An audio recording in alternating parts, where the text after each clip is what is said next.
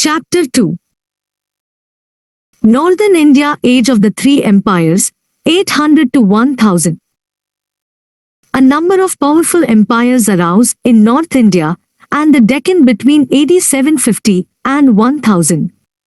These were the Pal Empire, which dominated eastern India till the middle of the 9th century, the Pratihar Empire, which dominated western India and the upper Gangetic Valley till the middle of the 10th century, and the Rashtrakud Empire, which dominated the Deccan and also controlled territories in North and South India at various times.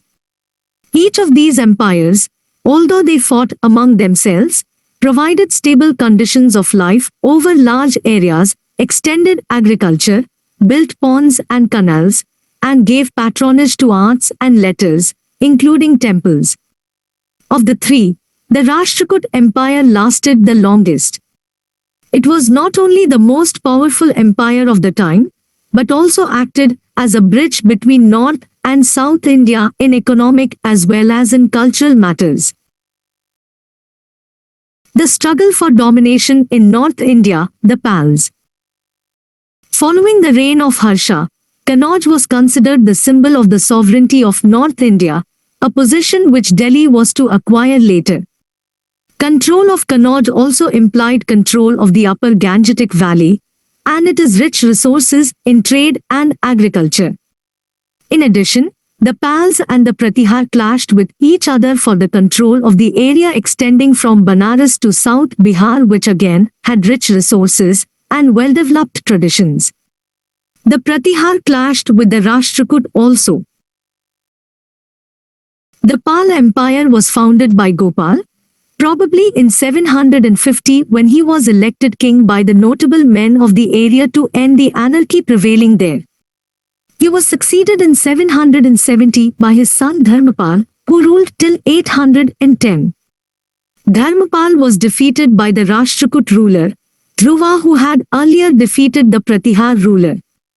But after these signal victories, Dhruva returned to the Deccan, leaving the field free to Dharmapal, who occupied Kannauj and held a grand darbar there which was attended by vassal rulers from Punjab, eastern Rajasthan, etc.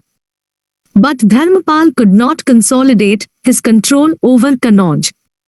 The Pratihar power revived under Nagbhatta too. Dharmapal fell back, but was defeated near Mongar. Bihar and modern East UP remained a bone of contention between the Pals and the Pratihars, though Bihar, in addition to Bengal, remained under the control of the Pals for most of the time. Failure in the north compelled the Pal rulers to turn their energies in other directions. Devpal, the son of Dharmapal, who succeeded to the throne in 810 and ruled for 40 years, extended his control over Pragjyotishpur, Assam, and parts of Orissa. Probably a part of modern Nepal, was also brought under Pal suzerainty. Thus, for about 100 years, from the middle of the 8th to the middle of 9th century, the Pal rulers dominated eastern India. For some time, their control extended up to Varanasi. Their power is attested to by an Arab merchant, Suleiman, who visited India in the middle of the 9th century and wrote an account of it. He calls the Pal kingdom Ruma, or Dharma, short for Dharmapal, and says that the Pal ruler was at war with his neighbors, the Pratihars and the Rashtrakud, but his troops were more numerous than his adversaries. He tells us that it was utomary for the Pal king to be accompanied by a force of 50,000 elephants, and that 10 to 15,000 men in his army were employed in fulling and washing clothes. The strength of his army can thus be imagined. Information about the Pals is also provided to us by Tibetan chronicles, although these were written down in the 17th century. According to these, the Pal rulers were great patrons of Buddhist learning and religion.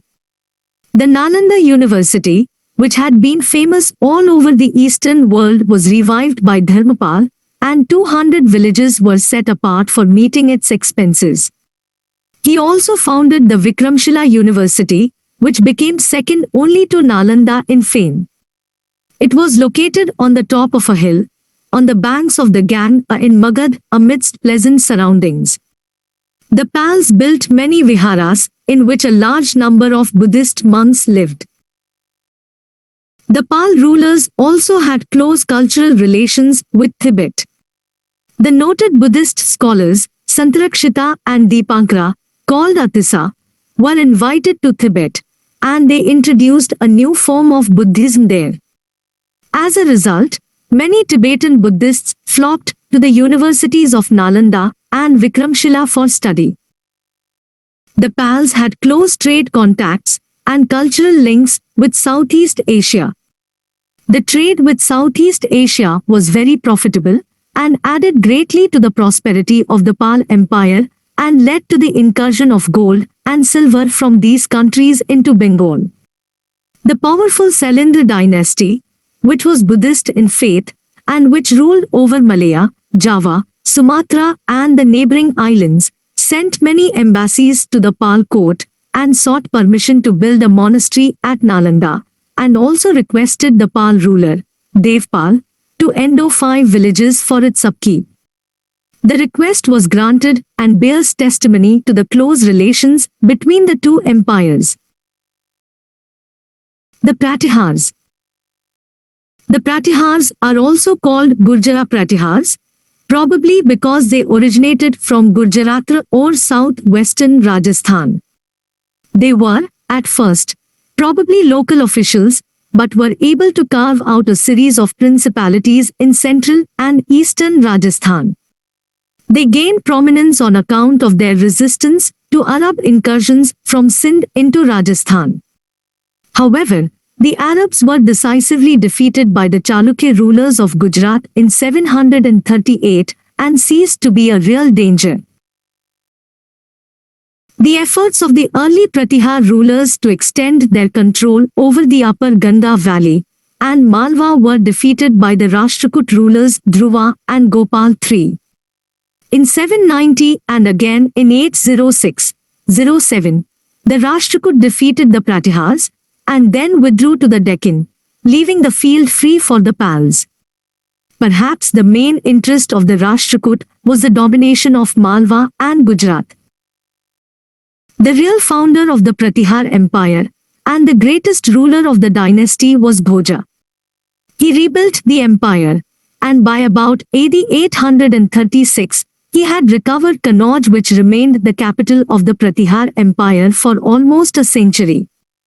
Bhoja tried to extend his sway in the east, but he was defeated and checkmated by the Pal ruler, Devpal. He then turned towards central India and the Deccan and Gujarat. This led to a revival of the struggle with the Rashtrakut. In a sanguinary battle on the bank of the Narmada, Bhoja was able to retain his control over considerable parts of Malwa and some parts of Gujarat. But he could progress no further in the Deccan. Hence, he turned his attention to the north again. According to an inscription, his territories extended to the western side of the river Sutlej. Arab travelers tell us that the Pratihar rulers had the best cavalry in India. Import of horses from Central Asia and Arabia was an important item of India's trade at that time. Following the death of Devpal and the weakening of the Pal Empire, Bhoja also extended his empire in the east. The name of Bhoja is famous in legends. Perhaps, the adventures of Bhoja in the early part of his life, his gradual reconquest of his lost empire, and his final recovery of Kannauj struck the imagination of his contemporaries. Bhoja was a devotee of Vishnu and adopted the title of Adivaha, which has been found inscribed in some of his coins. He is sometimes called Mihir Bhoja to distinguish him from Bhoja Parmara of Ujjain, who ruled a little later. Bhoja probably died in about 885. He was succeeded by his son Mahendrapal I. Mahendrapal, who ruled till about 908-9, maintained the empire of Bhoja and extended it over Magad and North Bengal. His inscriptions have also been found in Kathiawar, East Punjab and Awadh. Mahendrapal fought a battle with the king of Kashmir, but had to yield to him some of the territories in the Punjab won by Bhoja. The Pratihars, thus, dominated North India for over 100 years, from the first quarter of the 9th to the middle of the 10th century.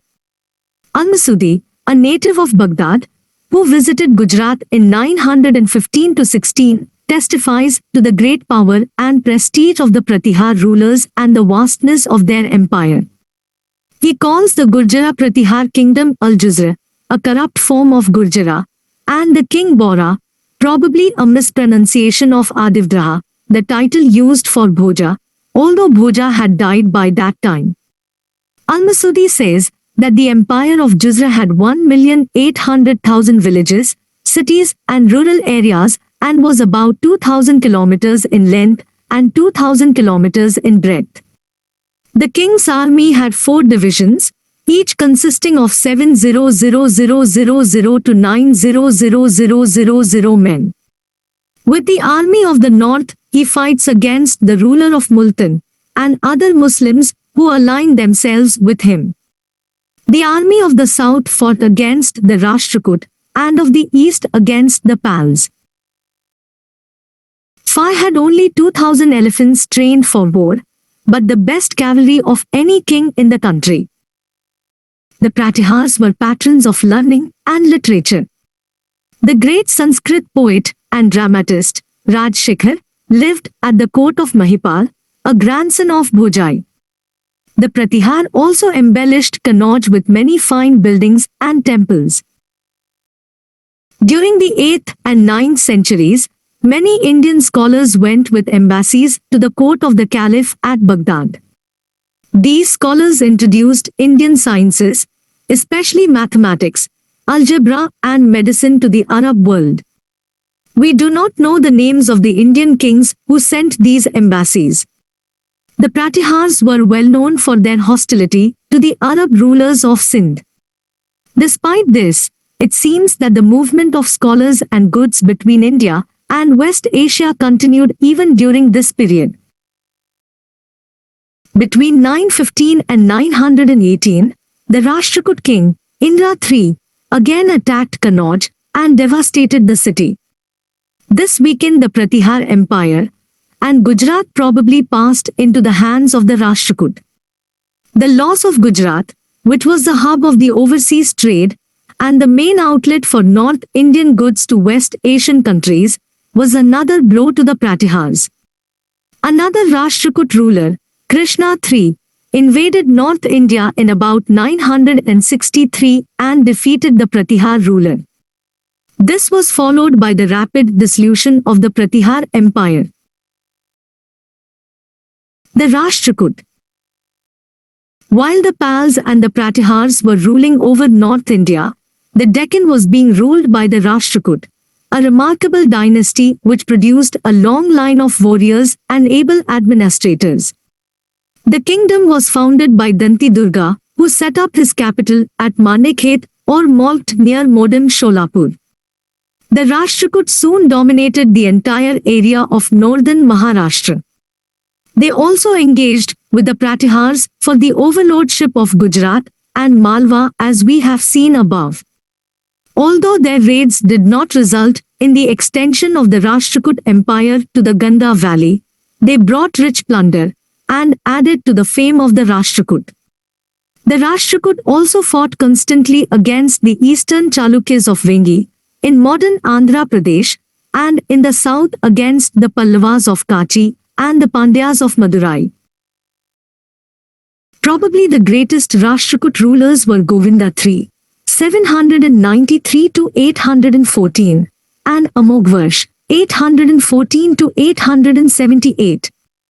After a successful expedition against Nagbhat of Kannauj and the annexation of Malwa, Govinda III turned to the south and made expeditions against the Kela, Pandya and the Chol kings, the Pallavas and the Ganga of Karnataka.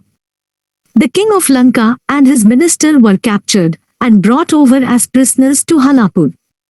2 statues of the Lord of Lanka were carried to Manikhet, and installed like pillars of victory in front of a Shiva temple. Amoghvarsh ruled for 64 years, but by temperament he preferred the pursuit of religion and literature to war. He was himself an author and is credited with writing the first Kannada book on poetics. He was a great builder and is said to have built the capital city Manikhet so as to excel the city of Indra. There were many rebellions in the far-flung Rashtrakoot Empire under Amoghvarsh. His grandson, Indra III, 915 to 927, re-established the empire. After the defeat of Mahipal and the sack of Kannauj in 915, Indra III was the most powerful ruler of the times. Krishna III, 934 to 963, was the last in a line of brilliant rulers. He was engaged in a struggle against the Parmaras of Malwa and the eastern Chalukyas of Vengi. He also launched a campaign against the Chol ruler of Tanjore, who had supplanted the Pallavas of Kachi. Krishna III defeated the Chol king, Parantaka I, AD 949, and annexed the northern part of the Chol Empire. He then pressed down to Rameshwaram and set up a pillar of victory there and built a temple. After his death, all his opponents united against his successor. The Rashtrakoot capital, Malkht, was sacked and burnt in 972. This marked the end of the Rashtrakoot Empire. The Rashtrakoot rule in the Deccan thus lasted for almost 200 years, till the end of the 10th century. The Rashtrakoot rulers were tolerant in their religious views and patronized not only Saivism and Vaishnavism but Jainism as well. The famous rock-cut temple of Shiva at Ellora was built by one of the Rashtrakoot kings, Krishna I, in the 9th century. His successor, Amoghvarsh, is said to have been a Jain but be also patronized other faiths. The Rashtrakoot allowed Muslim traders to settle and permitted Islam to be preached in their dominions. This tolerant policy helped to promote foreign trade, which enriched the Rashtrakoot. The Rashtrakoot kings were great patrons of arts and letters.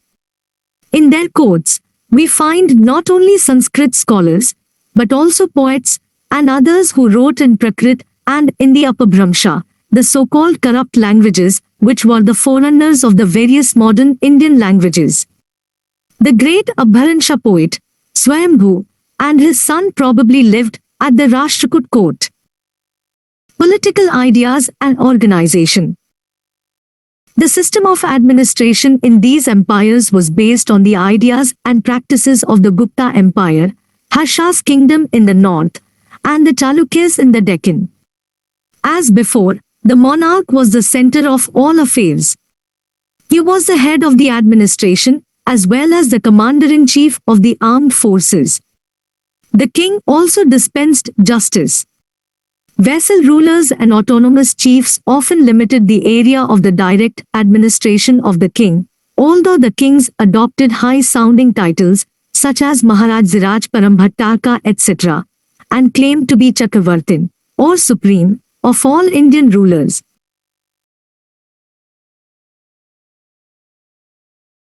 The king's position was generally hereditary. Thinkers of the time emphasized absolute loyalty and obedience to the king because of the insecurity of the times. Wars were frequent between kings and their vassals. While kings strove to maintain law and order within their kingdoms, their arms rarely extended far enough. Vassal rulers and autonomous chiefs often limited the area under direct administration. A contemporary writer, Medhatithi, thinks that it was the right of an individual to bear arms in order to defend himself against thieves and assassins. He also thinks that it was right to oppose an unjust king. Thus, the extreme view of royal rights and privileges, put forward mainly in the Puranas, was not accepted by all the thinkers. The rules about succession were not rigidly fixed. The eldest son often succeeded, but there are many instances when the eldest son had to fight his younger brothers and sometimes lost to them.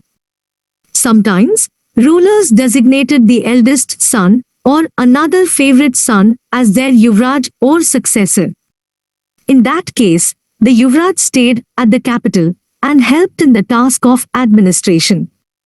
Younger sons were sometimes appointed provincial governors. Kings were generally advised by a number of ministers. The ministers were chosen by the king, generally from leading families. Their position was often hereditary. Thus, in the case of the Pal kings, we hear that a Brahmana family supplied 4 successive chief ministers to Dharmapal and his successors. From epigraphic and literary records, it appears that in almost every kingdom, there was a minister of correspondence which included foreign affairs, a revenue minister, treasurer, chief of the armed forces, senapati, chief justice, and purohita. All the ministers, except the purohita, were expected to lead military campaigns as well when called upon to do so. We also hear of officials of the royal household, Antahpur. Since the king was the fountainhead of all power, some of the officers of household became very powerful. The armed forces were very important for the maintenance and expansion of the empire. Armed forces included well-organized infantry and cavalry, war chariots, and large number of war elephants. Large numbers of horses were imported both by Rashtrakud and Pratihar kings by sea from Arabia and West Asia, and overland from Khorasan, East Persia, and Central Asia. Some of the kings, especially the Rashtrakud, had a large number of forts. They were garrisoned by special troops and had their own independent commanders. The infantry consisted of regular and irregular troops and of levies provided by the vassal chiefs. The regular troops were often hereditary and sometimes drawn from different regions all over India. The Pal kings, and perhaps the Rashtrakud, had their own navies, but we do not know much about their strength and organization. The empires consisted of area administered directly and areas ruled over by the vassal chiefs. The latter were autonomous as far as their internal affairs were concerned and had a general obligation of loyalty, paying a fixed tribute and supplying the quota of troops to the overlord. Sometimes, a son of a vassal chief was required to stay in attendance of the overlord to guard against rebellion. The vassal chiefs were required to attend the darbar of the overlord on special occasions, and sometimes they were required to marry one of their daughters to the overlord or to one of his sons. But the vassal chiefs always aspired to be independent, and wars between them and the overlord were frequent. Thus, the Rashtrakud had to fight constantly against the vassal chiefs of Vengi, Andhra, and Karnataka. The Pratihars had to fight against the Parmaras of Malwa and the Chandelas of Bundelkhand. The directly administered territories in the Pal and Pratihar empires were divided into Bhukti, provinces, and Mandala or Visaya, districts. The governor of a province was called Uparika and the head of a district, Visyapti. The Uparika was expected to collect land revenue and maintain law and order with the help of the army. The Visyapti was expected to do the same within his jurisdiction. During the period, there was an increase of smaller chieftains, called Samanthas or Bhogpatis, who dominated over a number of villages. The Visayapathis and these smaller chiefs tended to merge with each other, and later on the word Samantha began to be used indiscriminately for both of them. In the Rashtrakud kingdom, the directly administered areas were divided into Rashtra, provinces, Visaya and Bhukti. The head of Rashtra was called Rashtrapati, and he performed the same functions as the Uparika did in the Pal and Pratihar empires. The Visaya was like a modern district, and the Bhukti was a smaller unit to it. In the Pal and Pratihar empires, the unit below the Visya was called Patala. The precise role of these smaller units is not known. It seems that their main purpose was the realization of land revenue and some attention to law and order. Apparently, all the officials were paid by giving them grants of rent-free land. This tended to blur the distinction between local officials and the hereditary chiefs and smaller vassals. Similarly, the Rashtrapati or governor sometimes enjoyed the status and title of a vassal king. Below these territorial divisions was the village. The village was the basic unit of administration. The village administration was carried on by the village headman and the village accountant, whose posts were generally hereditary. They were paid by grants of rent-free lands. The headman was often helped in his duties by the village elders called Grama Mahajana or Grama Mahaktara. In the Rashtrakoot kingdom, particularly in Karnataka, we are told that there were village committees to manage local schools, tanks, temples and roads. They could also receive money or property in trust and manage them. These subcommittees worked in close cooperation with the headman and received a percentage of the revenue collection. Simple disputes were also decided by these committees. Towns had similar committees, to which the heads of trade guilds were also associated. Law and order in the towns and in areas in their immediate vicinity was the responsibility of the Koshtapal or Kotwal, a figure made familiar through many stories. An important feature of the period was the rise in the Deccan of hereditary revenue officers called Nad Gavandas or Desha Gramakutas. They appear to have discharged the same functions as the Deshmukhs and Deshpades of later times in Maharashtra. This development, along with the Petri chieftainships in North India, which we have just mentioned, had an important bearing on society and politics. As the power of these hereditary elements grew, the village committees became weaker. The central ruler also found it difficult to assert his authority over them and to control them. This is what we mean when we say that the government was becoming feudalized. Another point to bear in mind is the relationship of state and religion during the time.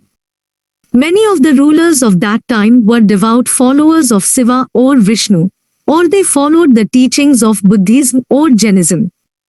They made handsome donations to the Brahmins, or the Buddhist viharas or the Jain temples. But, generally, they gave patronage to all the faiths, and did not persecute anyone for his or her religious beliefs. Muslims were also welcomed and allowed to preach their faith by the Rashtrakoot kings. Normally, a king was not expected to interfere with the customs or with the code of conduct prescribed by the law books called the Dharmashastras. But he did have the general duty of protecting Brahmins and maintaining the division of society into 4 states or varnas. The Purohita was expected to guide the king in this matter.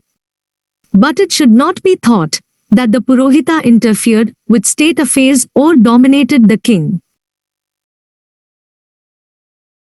Medhatithi, the foremost expounder of Dharmashastra in this period, says that the king's authority was derived both from the Dharmashastras, including the Vedas, and from Arthashastra or the science of polity. His public duty or Rajdharma was to be based on the Arthashastra, that is, on principles of politics.